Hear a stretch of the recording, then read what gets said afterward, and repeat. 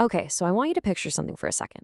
Imagine living in a world where literally the only way to travel overland is by horse, right?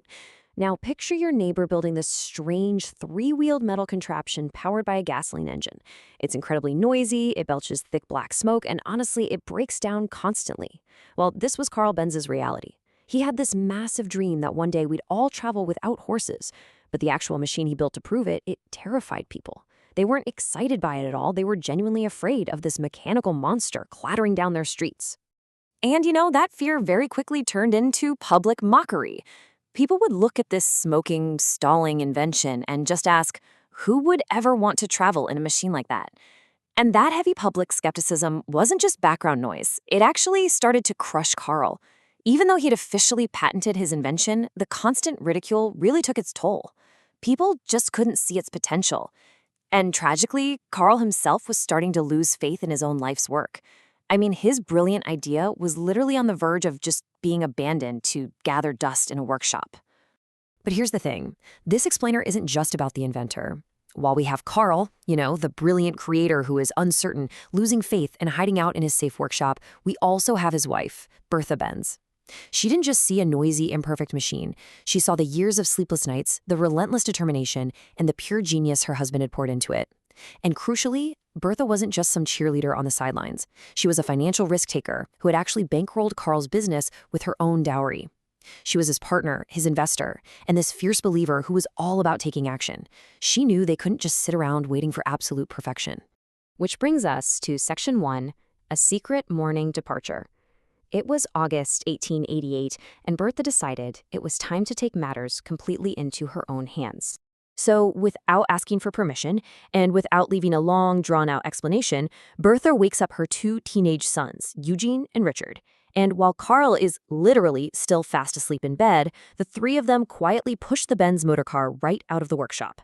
Her goal? She's going to travel from Mannheim to visit her mother in Pforzheim. That is a distance of nearly 100 kilometers.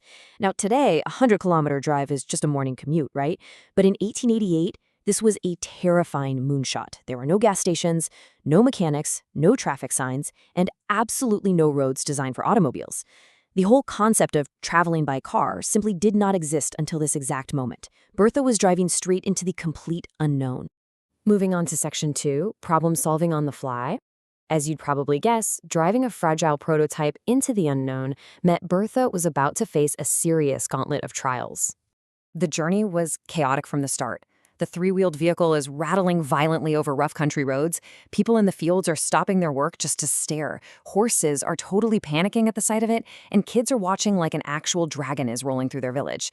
And then, a very practical problem hits. They run out of fuel.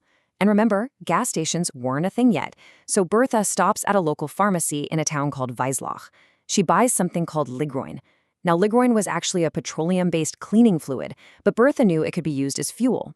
With that one bit of quick thinking, she essentially turned a quiet little pharmacy into the world's very first filling station.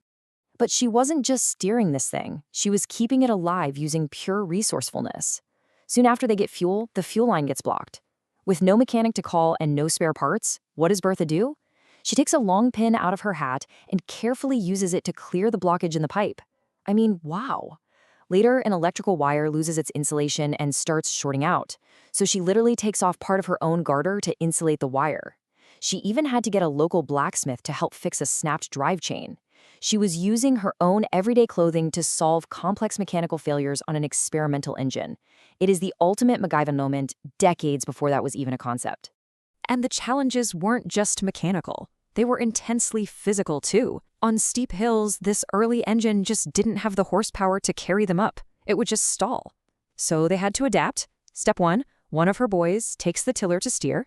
Step 2, Bertha and her other son get out and physically shove this heavy machine up the hill from behind. But here is the most inspiring part of the whole ordeal for me. She never complained that the machine wasn't perfect yet. She didn't curse Carl for the weak engine. Instead, she observed. She learned. She was mentally cataloging every single thing that needed to be improved for the next version. This leads us to Section 3, the first road trip succeeds. Let's see how all these wild hurdles finally paid off. After more than 12 grueling hours on the road, covered in dust, absolutely exhausted, but somehow entirely unharmed, Bertha and her sons pull into Pforzheim. She immediately goes and sends a telegram back to Carl in Mannheim. It simply read, "We have arrived safely." Now, put yourself in Carl's shoes for a second. You wake up, your family is missing, your life's work is missing, and then you get this message. It must have been just an overwhelming mix of pure relief and total astonishment. His fragile little invention had just done something no automobile had ever done in human history. It carried real passengers between two cities under rigorous, totally unpredictable, real-world conditions. And that brings us to Section 4, the true engine of progress, because the impact of this journey went way beyond just proving the engine worked. See, Bertha didn't just survive the trip. She acted as the world's very first product tester. When she got back, she didn't just tell Carl a fun adventure story. She handed him hard, real-world data. First, she told him the vehicle absolutely needed a lower gear so it could climb hills without the passengers having to get out and push. Second, during the trip, the wooden brakes had worn down so badly, she actually had to stop at a shoemaker and have him nail pieces of leather to the brake blocks. So she told Carl the car required a much more effective leather braking system for basic safety. She literally invented brake linings on the fly.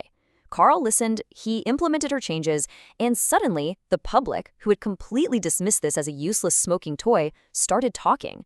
The car transformed in their eyes from a scary monster into a genuinely practical means of transportation. Carl created the machine. He had the initial spark of genius, absolutely. But Bertha showed the world what it could do. She proved that an invention is kind of meaningless if it only works in the safe, controlled bubble of a workshop.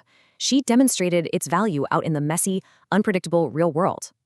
It's such a powerful reminder that every single new idea, whether it's tech, a business, or a creative project, needs more than just a creator. It needs a believer, someone who refuses to wait until everything is absolutely flawless to take action. Bertha looked at blocked pipes and failing brakes not as proof of failure, but as incredibly valuable data to get better. The automobile became a reality not because it was completely ready, but because Bertha was willing to set out on the journey anyway. She was a financial risk taker, an incredible problem solver, and the true engine behind the car's success. So I want you to look at your own life right now, your own projects, your own workshop.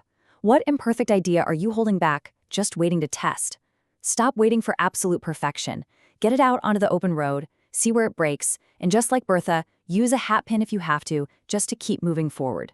Thanks for joining me on this explainer today, and I really can't wait to see what you build and test next.